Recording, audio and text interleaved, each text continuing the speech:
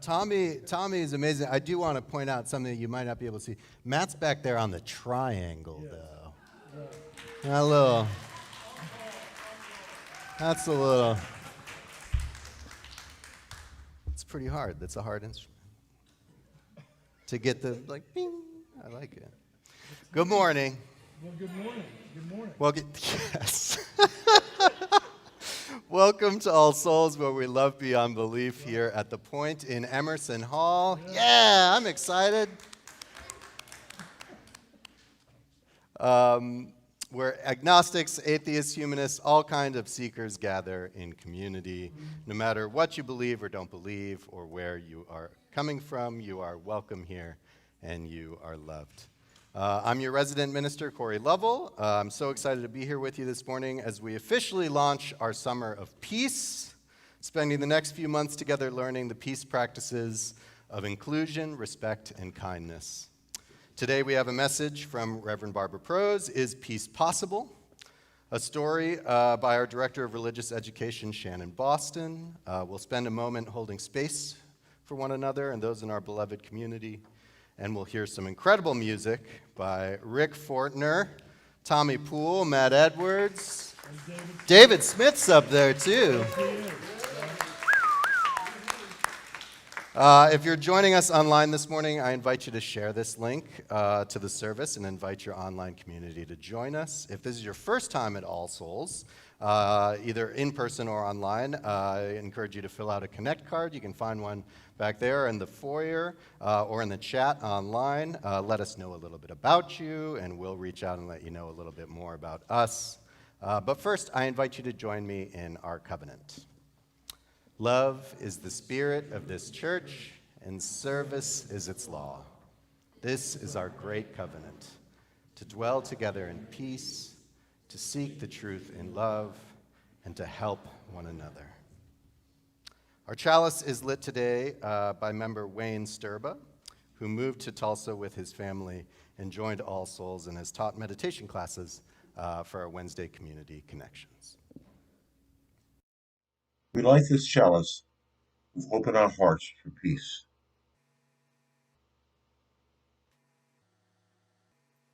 The symbol of the flame of freedom reminds us that an ideal is one thing, while living up to it is quite another. Only when we put forth efforts to realize our ideals do they become real. Peace does not come from inaction. Peace comes from the indomitable will.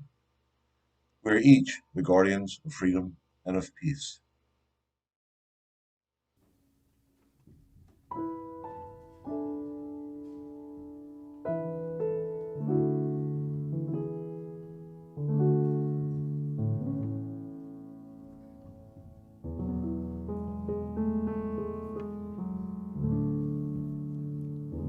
Good morning.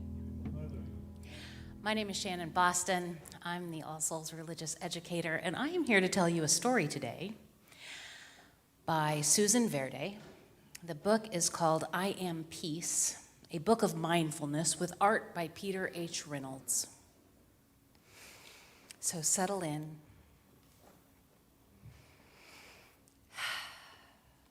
There are times when I worry about what might happen next and what happened before. The thoughts in my head are like rushing water, and I feel like a boat with no anchor, being carried away. I give myself a moment. I take a breath, and then I tell myself it's all right. I feel the ground beneath my feet, and I steady myself. And I start to notice the here and the now. My thoughts begin to settle. My mind begins to clear. And I am peace. I can watch my worries gently pop and disappear. I let things go. I can say what I feel on the inside out loud. I know myself, and I can share kindness with others. I make a difference.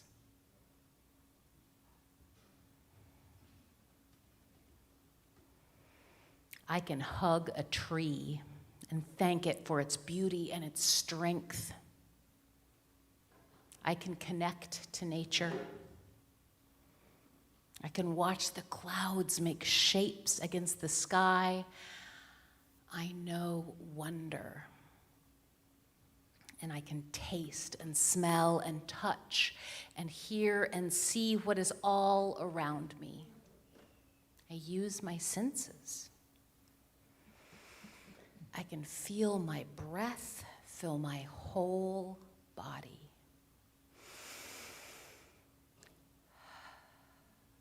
I tune into me.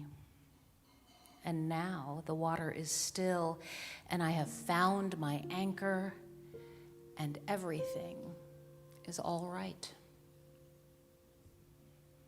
I don't need to worry about before or after. I am this moment. I am peace. And now I can share my peace with others and hope that it is carried away to those who need it. And I dream that we are all peace. Children and adults, will you join with me in practicing this peace through song? We have a song that has 3 words, but they all mean the same thing. Peace in English, peace in Hebrew. Who knows peace in Hebrew? Shalom. And peace in Arabic. Salam. It goes like this. Can you sing it with me, Arlo? Peace, salam, shalom. Peace, salam, shalom. Peace, salam, shalom. Peace, salam, shalom. That's all there is. Peace, salam, shalom. Peace, salam, shalom. Peace, salam, shalom. Peace, salam, shalom. I believe in peace, salam, shalom. Peace, salam, shalom.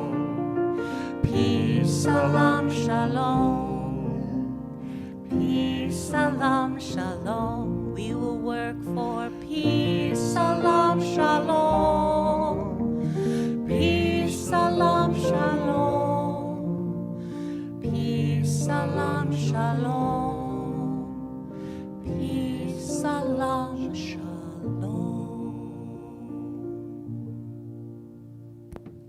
Beautiful. Thank you.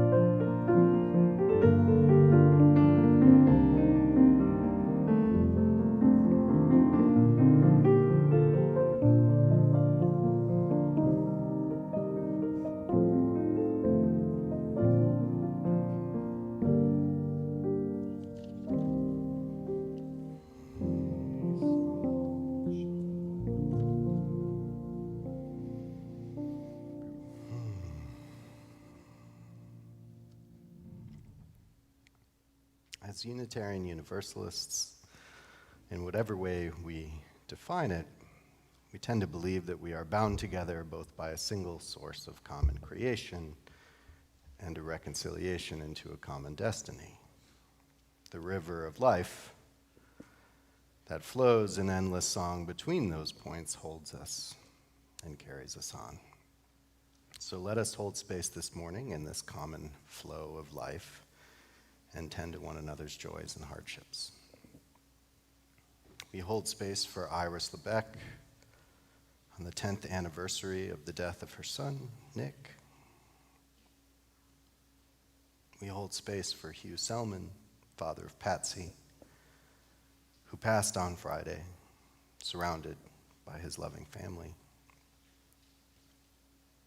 We hold space for our beloved Dick Leeser, who is safely recovering from a heart attack.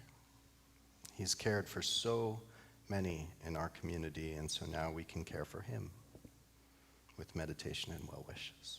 We love you, Dick. We hold space for Gary Larson, who is recovering from a bad fall, and we long for his healing and health. We hold space for Dorothy and Johnny Chakotay, who celebrated their 44th wedding anniversary, and Dorothy's birthday this past Friday, June 10th. And we hold space for Reverend John Beidler and his wife, who celebrated their 20th wedding anniversary this past week as well. And now I invite you into a moment of silence and a chance to be at peace in the common flow of life.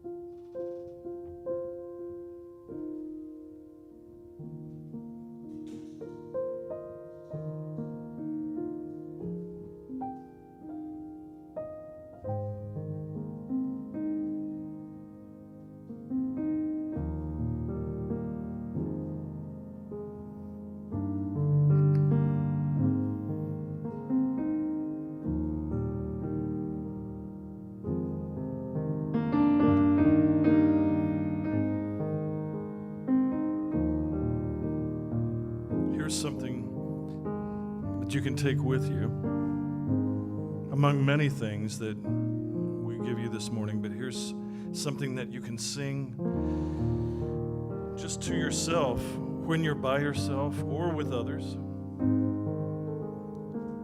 But it's been a great sense of comfort to me. It was written by one of our UU music directors, Sarah Dan. And it's a little thing that you can just sing to yourself. It goes like this. When I breathe in, I breathe in peace. When I breathe out, I breathe out love. I see somebody already joining in. When I breathe in, I breathe in peace. When I breathe out, thank you, I breathe out love. So the words are right. When I breathe in peace. When I breathe out, I breathe out love. I don't know when it changes. It just does. This week, sometime that's all I wanted to do is just to breathe in peace and breathe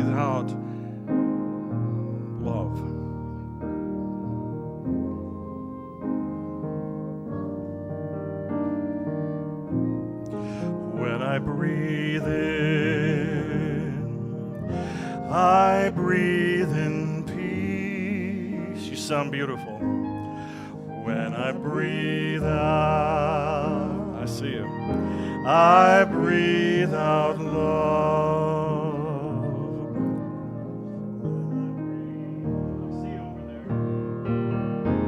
I breathe in peace. When I breathe out, I breathe out love. There is more love somewhere. There is more love somewhere. I'm gonna keep on till I find it. There is more love somewhere. There is more peace. There is more peace somewhere. There is more peace somewhere. I'm gonna keep on till I find it. There is more peace somewhere.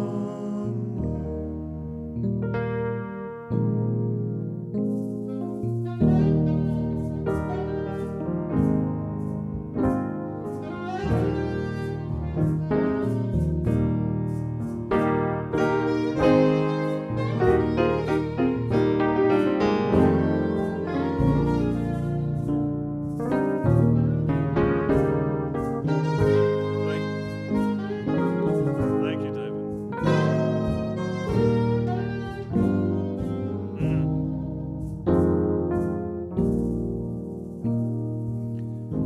Sing that to somebody. Sing that to somebody that needs to hear it.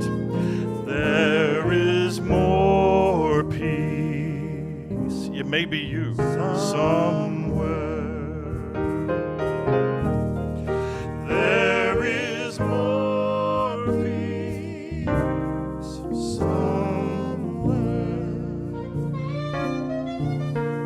I'm gonna keep on till I find it. There is more peace somewhere.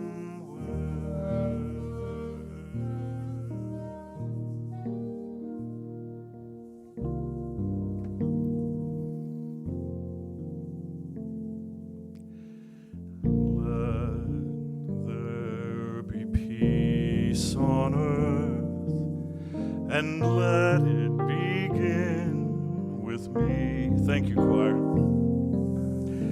Let there be peace on earth, the peace that was meant to be, with love for each other, with love for each other. Family, all are we. Family, all are we. Let us walk with each other in perfect harmony. Let peace begin with me. Let peace begin with me. Let this be the moment now. With every step I take, with every step I take, let this be my solemn vow to take each moment, to take each moment and live each moment in peace eternally.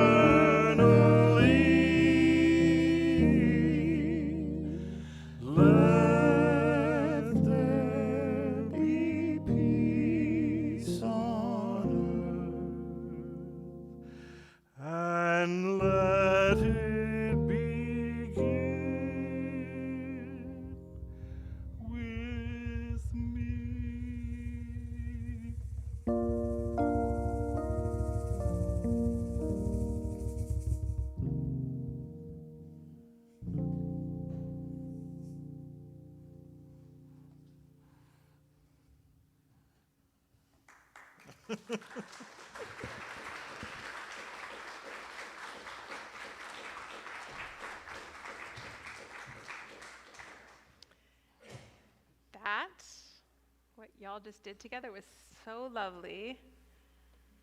Almost allowed me to believe that peace is possible. Almost.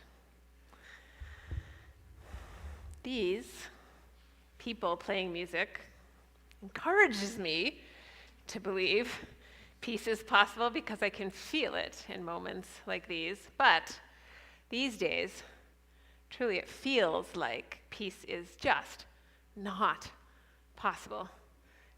You hear me? Feel me? One member told me recently, and I got his permission in between the 10 o'clock service and this service, John Jacobs told me recently, actually, Barbara, summer of peace, what are y'all thinking? It's more like a summer of plagues. And I had to think about that and think about what feels like plagues these days. Number one plague, this rain that won't go away. And number two plague, these persistent COVID infections, though they're somewhat better, they just won't go away. They're so persistent. And then number three plague, these wildfires just raging across the country, most recently in New Mexico, if you follow the wildfires. And then, of course, tragically, number 4 and 5 plagues, a shooting in a school, a public school in Uvalde, Texas. That feels like a plague. And then a mass shooting here in Tulsa in our own city, 5th plague. It's not too hard to persuade people that we're in a summer of plagues, not a summer of peace. Especially when you know that only the United States sees mass shootings so frequent that at least 38 more, the one in Tulsa is just one of 38 more that have occurred since the Uvalde shooting, according to the Gun Violence Archive, which I learned reading in an article in the New York Times on Friday by Rachel Louise Snyder, whose article was entitled, "We Need Hope to Combat Violence. That won't arrive without action." I was like, yes, action! That's what this should be. Summer action. There's something to hold on to. That would feel more comfortable to me. What about you? That would feel more comfortable to me. I'm much at peace. Somehow the impassioned purpose seems to soothe or even maybe submerge, I wonder sometimes, my pain. I can really get into the fight. I can enjoy the fight, even in that feeling that they're wrong and we're right. Salvation by works, not by faith, is how I was raised in my humanist, UU adjacent household. Peace? Impossible. Consider human nature. But I've been watching basketball recently. Basketball, yes, because the Celtics, that's my home team, y'all, I'm from Boston, are in the finals against the Golden State Warriors. I can sometimes even feel feels like my dad smiling at me from beyond the beyond because he's just so happy I'm watching the team that he taught me to love.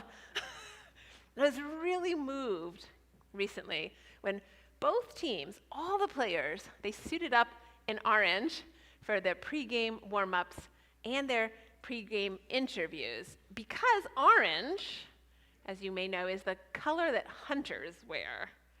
It's the color a lot of people wear during hunting season. It's the color I used to wear with all my family members when we lived in the woods of Maine, so that we wouldn't be mistaken for game in the fall season especially. Players for the Golden State Warriors and the Celtics were all wearing orange to promote National Gun Violence Awareness Day, which is on June 3rd, in honor of Hadia Pendleton, who was killed with a gun in January of 2013 when she was 15 years old. She was killed 1 week, I love that one, after performing at events for President Barack Obama's second inauguration. And National Gun Violence Awareness Day started being a day in 2015 when Hadia would have turned 18 years old. Watching these guys wear orange with those words softened my angry heart in this season of violence. And I know a girl, not 18, but 9. Amelia is 9. Her parents are members here at All Souls, and she wrote something this last week that I want to share with you now, also with her permission. It's a song, but I'm just going to share the lyrics, and you'll see it in her own handwriting there. This is what Amelia wrote this past week. It's not the end of the world. Not quite yet. Do the winds still blow? Do the oceans still waves? Do we still stand on our land? It's not the end of the world. Not quite yet. I know it feels like it. Just keep marching. Through the hot, boiling springs and the cold, freezing winters. It's not the end of the world. It's not the end of the world. It's not the end. It's not the end. Not the end. It's not the end of the world. Knowing that more and more of our children are worrying about violence in places where they once felt safe, like in our schools, made me turn this week to the teachings of Thich Nhat Hanh for a better answer to that question, the answer that I grew up with, no, to that question, is peace possible? Thich Nhat Hanh is one of the great teachers of Buddhism in the West and the author of many books, including Being Peace, Love in Action, Living Buddha, Living Christ, and Going Home, Jesus and Buddha as Brothers. He was born in Vietnam in the 1920s and became a monk at the age of 16. And when war came to his country, he and many other monks left their monasteries and actively engaged in helping victims of peace at the same time that they were expressing their victims of war, helping victims of war at the same time that they were expressing their desires for peace. And in those years, Thich Nhat Hanh met with many world leaders, including the Reverend Dr. Martin Luther King Jr., Pope Paul VI, Thomas Merton, and then Secretary of Defense Robert McNamara. I've heard Thich Nhat Hanh described, I love this, listen to this, as a cross between a cloud, a snail, and a heavy piece of machinery, a true religious presence. Thich Nhat Hanh tells about a story that happened in 1976 when he was involved with trying to rescue people from the Gulf of Siam, refugees from Vietnam. And the project was called When Blood is Shed, We All Suffer. At the time, not many people knew that there were refugees afloat from Vietnam being refused entry into neighboring countries like Thailand and Malaysia and Singapore. And so they would transport water and food and medicine to these families, hoping to transport them to Australia, Guam, and France, and also hoping to bring awareness of their plight to more people around the world. From time to time, we saw things you cannot believe, Thich Nhat Hanh writes. 60 people had just destroyed their boat so that the Malaysian police would not send them back out to sea, but the police were repairing their boat in order to do just that. The 60 people on this boat had just witnessed the deaths of everyone on another boat that had just capsized. The women and children could not stop crying, and the men were just staring into empty space. And when this rescue project was exposed by the media, the police went to people's homes, including Thich Nhat Hanh's home, to stop. They wanted to stop the rescue project. At that time of night, Han writes, no one would answer the phone. Even the French embassy was closed. So all of us practiced walking meditation inside our small flat for the rest of the night.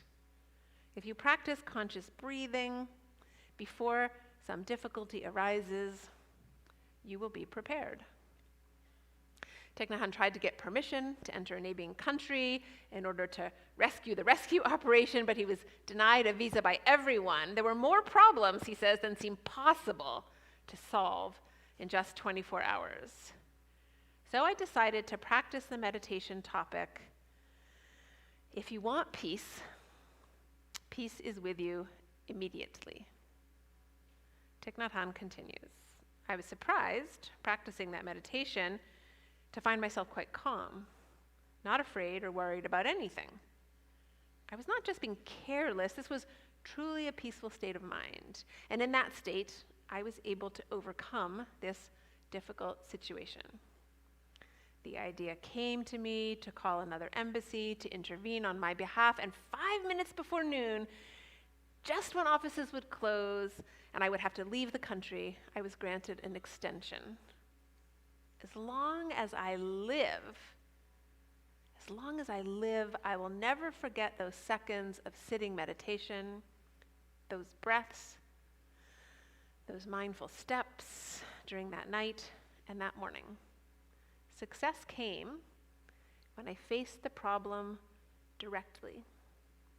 I vowed that if I could not have peace at that moment, I would never be able to have peace. If I could not be peaceful in the midst of danger, the kind of peace I might realize in easier times would not mean anything. Practicing the topic, if you want peace, peace will be with you immediately. I was able to resolve many problems, one after another. Well, we are facing many problems and are struggling to find ways to resolve them, which is why we've chosen Summer of Peace instead of Summer of Action as our overarching summer theme, and why we're starting with inclusion as we celebrate Pride Month together in June, and why we're continuing with respect as we celebrate, honor, and work to protect and strengthen our democracy in July, and why we're finishing the summer with kindness in August when our children return to regular school and to church school. We can all be grateful to Shannon Boston for introducing these peace practices here to our community at All Souls, and I'm really grateful to Shannon because those two words, peace plus practice, remind me that peace is not a permanent state I will ever attain or we will ever attain or remain in, but instead that peace is a constant presence that I or we can enter into. Peace isn't the absence of conflict. Peace is well-managed conflict. It isn't possible. It's imperative. Today, it is imperative that we learn how to cultivate peace and to plant seeds of peace and to practice peace today, because anyone can buy a gun. Are you with me? Anyone can buy a gun. Anyone can shoot a gun and kill people with it. That has become perfectly clear. I'm sorry to scare you. I agree. We agree. It's a bad idea. That is a bad idea. You are so right. We know how to be violent, but who do you know who knows how to create peace? I don't think Shannon knew about the work of psychiatrist Dr. Gilligan before this week, but in books like Violence, Reflections on a National Epidemic, Gilligan's theories about violence affirm our very simple peace practices. Dr. Gilligan was a clinical professor of psychology in the School of Medicine at NYU. He was also an adjunct professor in the School of Law, and he worked for decades, decade upon decade, with the most violent people our society produces in prisons and in prison mental hospitals. And he concluded that violence is always a desperate and risky attempt to gain respect, attention, and recognition for oneself, or for the group with which one identifies. His theory has fascinated me for years because it includes a whole range of violent behaviors, including individual violence, acts of homicide, murder, and suicide, but also collective acts of violence like war and terrorism and genocide. He writes, all violence is an attempt to replace shame with self-esteem. What tragedy teaches, he continues, and morality plays miss is that violence is an attempt to achieve justice, or what the violent person perceives as justice for themselves or for whomever it is on behalf that they are being violent. Practicing peace, then, isn't passive or inactive. Nonviolence isn't inactive, non-action. It means, to the contrary, that we practice feeling it all, the pain, the shame, the impotence, and still find ways to choose to be inclusive, respectful, and kind. Something is happening in Texas, of all places, this week that sets a good example. So I thought I'd share that with you this morning. The famous Van Cliburn piano competition is taking place right now. And you've probably heard that Wimbledon has said it won't allow players from Russia or Belarus to compete in their tennis competitions. And FIFA, the soccer international governing body, has kicked out all Russian teams from global competition. But the director of the Van Cliburn competition decided, controversially, to include not only one Ukrainian pianist, but 6 Russian pianists and 2 pianists from Belarus who is supporting Russia. He did warn competitors not to make any explicitly political statements in favor of Putin, but because this man Marquis is taking that risk to be inclusive, I feel he's giving us the gift of seeing the Russian people in their full humanity. Ilya Shmukler, 27, said he at times felt guilty about the invasion. The key words for me, he said, are shame and responsibility. And 26, Denis Linik, a pianist from Belarus, said he considered withdrawing from the competition because he wasn't sure that it felt right. And Sergei Tanin, 26, from Siberia, said the fact that you're Russian doesn't mean you're a bad person, and added that he'd lost engagements and invitations to competitions since the start of the war.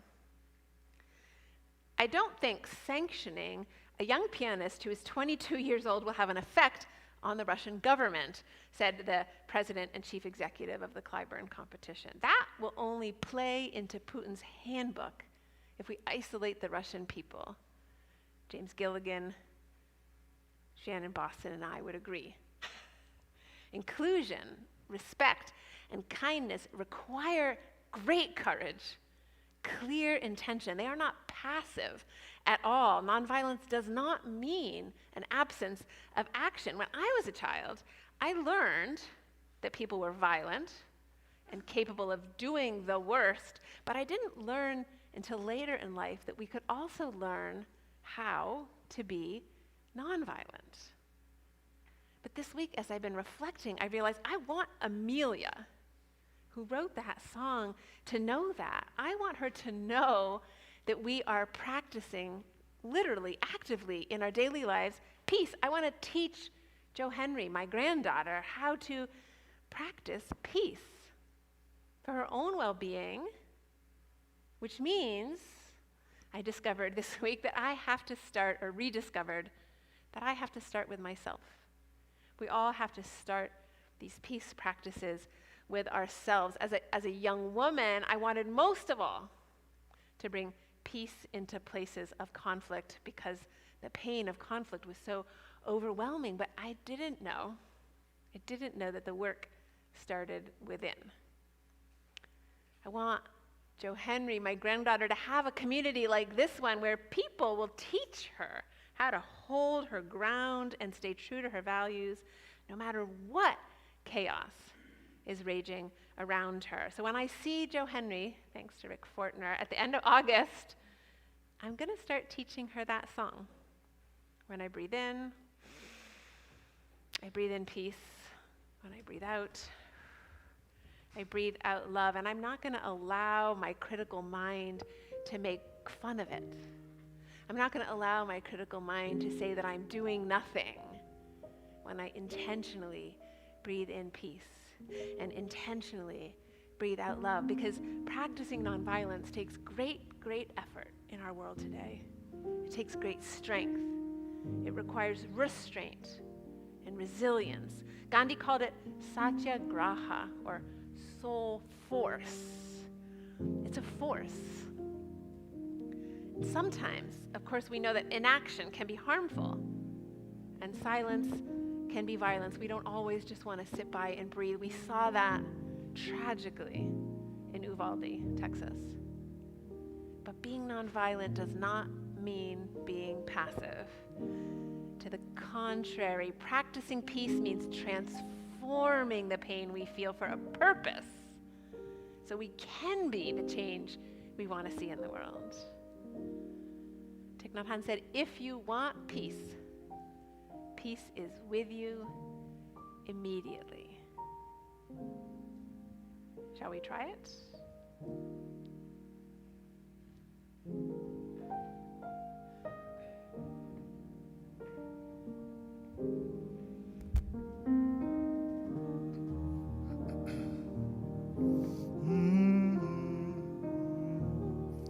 When I breathe in. When I breathe in, I breathe in peace. When I breathe out, I breathe out love. When I breathe in, I breathe in peace. When I breathe out, I breathe out love. When I breathe in, I breathe in peace. When I breathe out, I breathe out love.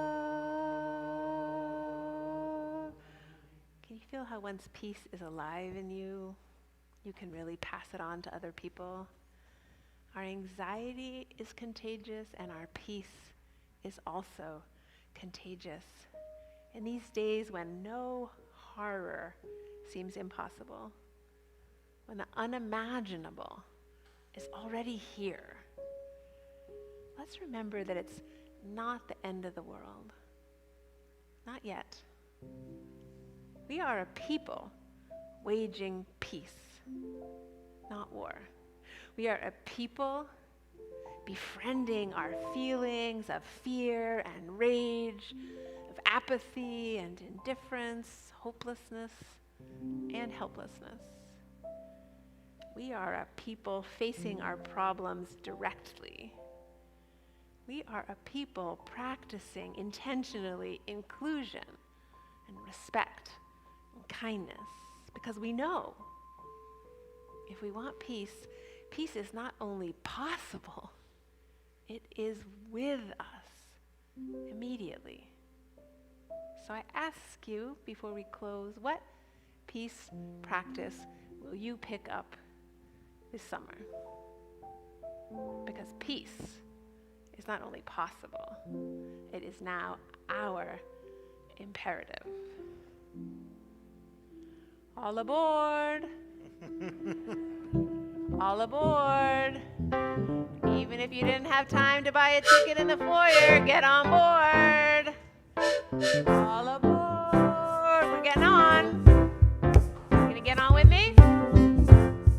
We're gonna get on that peace train. I've been thinking lately, thinking about good things to come, and I believe it couldn't be something good has begun. I've been smiling lately, dreaming about the world is run, and I believe it couldn't be someday it's gonna. Come on, Rick. 'Cause out on the edge of darkness there rides a peace train.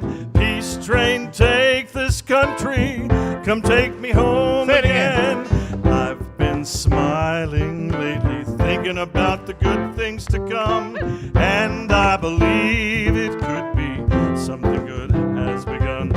Peace train sounding louder, ride on the peace train. Come out now, peace train, hold strain. Come on, Tommy. Put your hands together.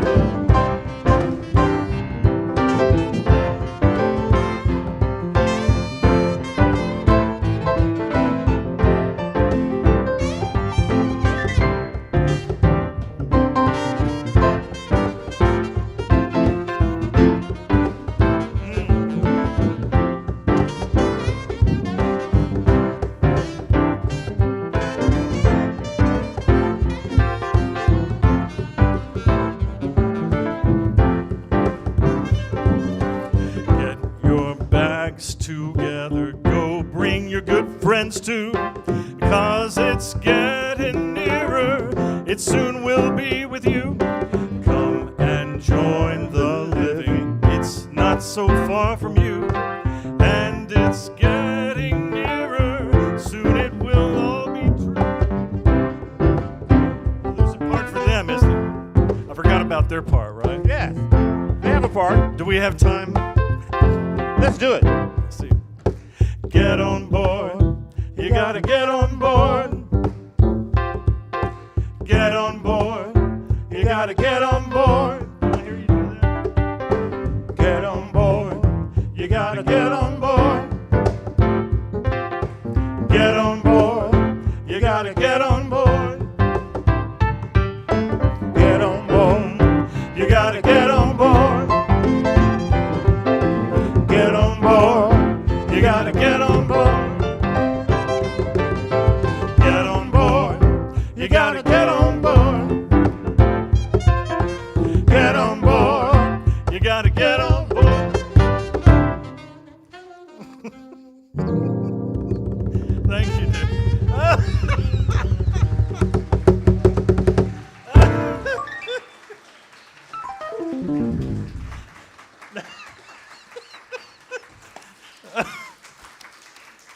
Woo! Man. This is amazing. This is like the closest I'll ever get to the thing in Saturday Night Live when they come out after the band. This is it. Sunday morning live. This is great. Sunday morning live. That's great. That's our new tagline. Thanks to Yusuf Islam for that great song, too. Absolutely. Good old Cat Thank you, Stevens. Yusuf. Right.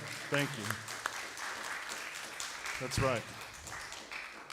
Each Sunday, All Souls gives our offering away to an organization doing the work of peace, of respect, kindness, and inclusion in our community. Today's offering goes to the Osage Forest of Peace, an inner spiritual and contemplative environment that is supportive of all those who desire to engage in dialogue of the heart through prayer and meditation.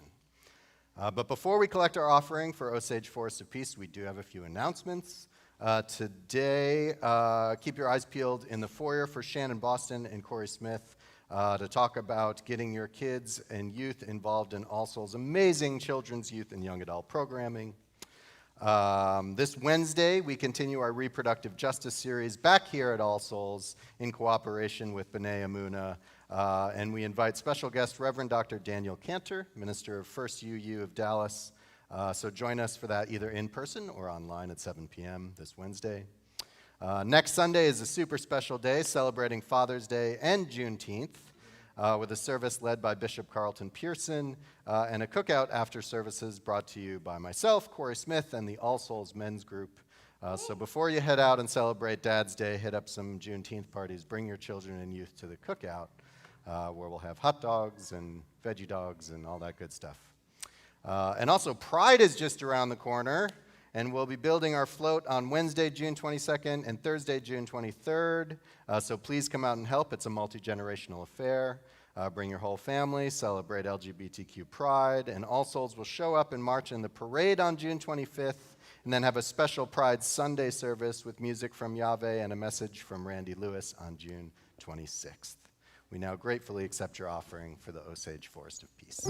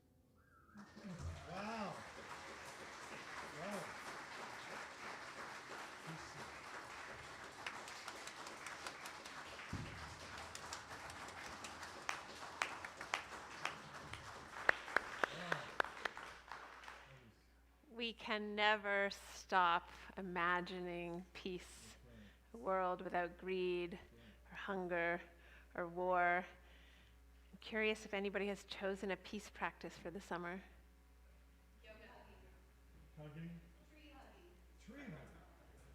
Beautiful. I think here's some more choices. May your eyes see beauty.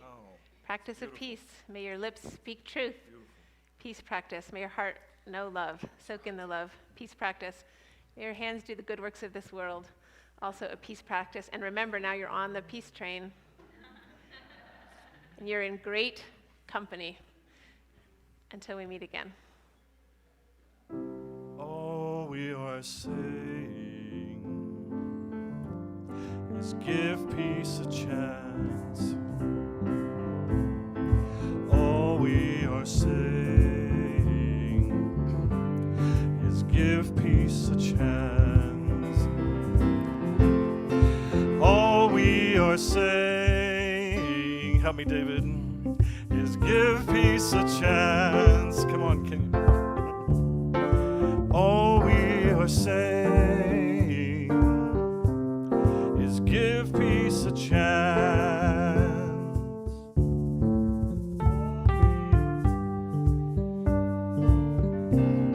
Is give peace a chance. Who did that? Who wrote that? All we are saying